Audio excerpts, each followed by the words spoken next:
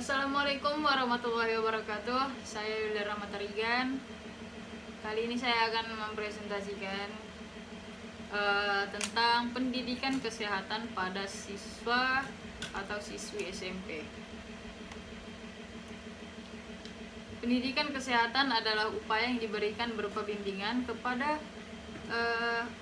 peserta didik tentang kesehatan yang meliputi seluruh aspek kesehatan pribadi, termasuk fisik, mental, dan sosial, agar kepribadiannya dapat tumbuh dan berkembang dengan baik melalui kegiatan kurikuler dan ekstrakurikuler.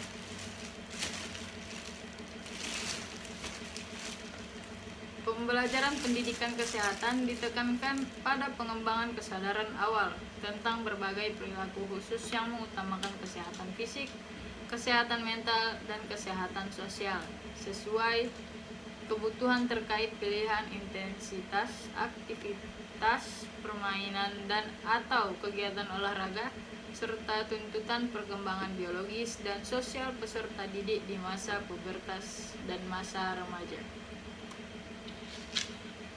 Ada beberapa pendidikan kesehatan yang bisa dilakukan kepada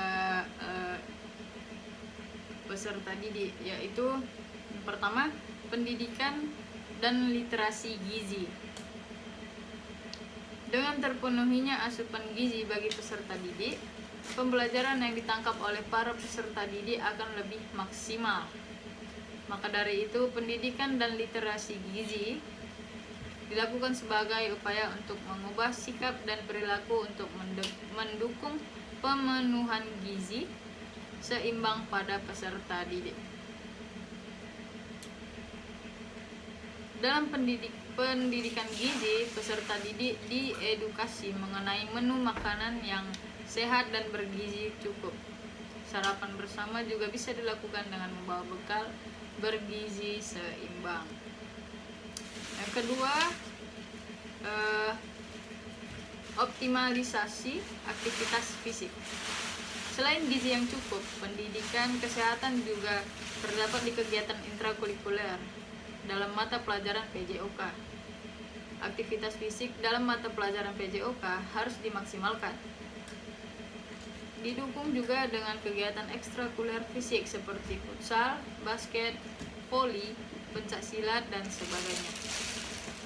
Peserta didik dapat juga diimbau untuk melakukan peregangan pada pergantian jam pelajaran minimal 1 kali per hari. Peregangan bisa merefresh para peserta didik setelah jenuh belajar. Yang ketiga yaitu pembinaan kader kesehatan sekolah. Kader kesehatan sekolah adalah peserta didik yang terpilih untuk membantu pelaksanaan kegiatan-kegiatan UKS, menyebarkan informasi kesehatan bagi teman sebaya, serta mengajak dan memberikan teladan pelaksanaan. Idealnya, setiap kelas memiliki satu kader kesehatan sekolah agar penyebarannya merata. Pembinaan kader-kader kesehatan ini menjadi bagian dari kegiatan ekstrakurikuler yang bisa meningkatkan pengetahuan peserta didik terkait bidang kesehatan.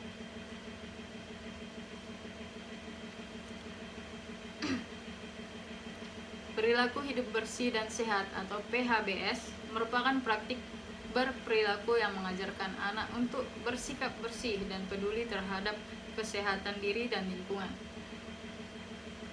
Pendidikan PHBS merupakan perwujudan dari Undang-Undang Nomor 36 Tahun 2009 Pasal 75 tentang Kesehatan Sekolah.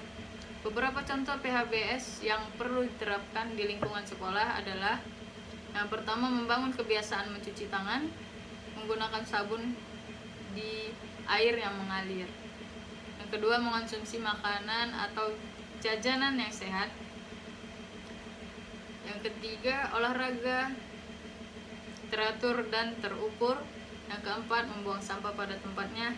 Yang kelima, melakukan pengukuran tinggi dan berat badan secara teratur.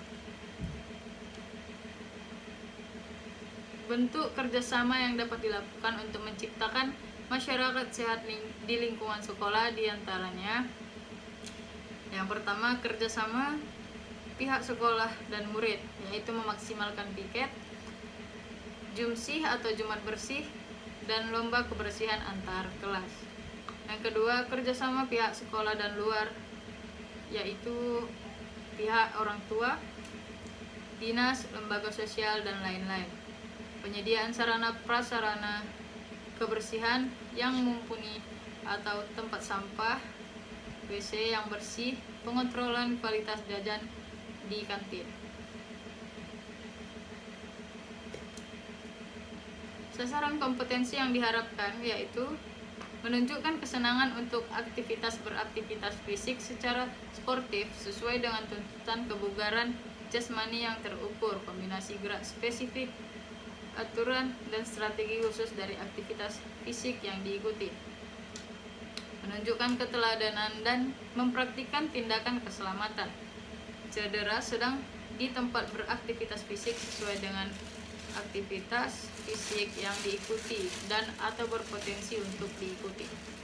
Mengenali manfaat kolektif dan aktivitas fisik yang diikuti dan pola kecukupan gizi terhadap kesehatan fisik, mental, dan sosial secara menyeluruh. Mengenali cara menjaga kesehatan sejak dini untuk kesehatan masa datang dengan memperhatikan pola makan yang sehat dan gaya hidup, termasuk pencegahan perilaku seksual beresiko, manajemen stres, dan efek penyalahgunaan zat berbahaya. Menunjukkan keteladanan awal dengan mempromosikan sekolah yang anti pelecehan, perundungan, ataupun kekerasan pada orang lain, anti penyalahgunaan nafza, serta cara menghadapi orang yang mengalami penyakit mental tingkat sedang.